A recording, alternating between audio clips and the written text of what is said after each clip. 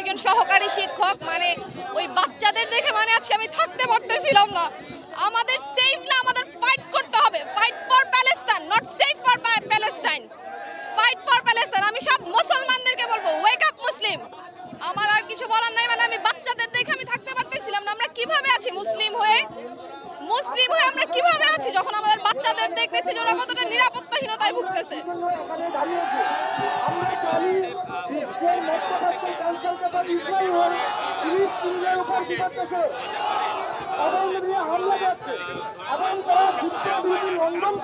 এটা আমি shame on মুসলিম। আমার মাঝে মাঝে লজ্জা লাগে যে আমি একটা মুসলিম, অথচ মুসলিম কেউ প্রতিবাদ করতেছে না, কোনো মুসলিম রাষ্ট্র আগে আসে নাই। অথচ ইউএস এর এলিট পোলাপান যখন আসছে তখনই কিন্তু আরো আগ্রাসনটা বেশি হয়েছে। কেন আমাদের মুসলমানদের মধ্যে কি রক্ত নাই? কেন আমাদের সেভ করতে হবে, আমাদের ফাইট করতে হবে প্যালেস্টাইনের জন্য? আমি তো ধিক্কার দিব মুসলমানদের যে এদের গায়ে কি কোনো রক্ত নাই? এরা দেখে না কেন আসে না এরা গায়া? আর আমাদের এখান থেকে পাঠাক, আমরা যাব যুদ্ধে, আমরা যাব যুদ্ধে, আমরা যাব প্যালেস্টাইনে।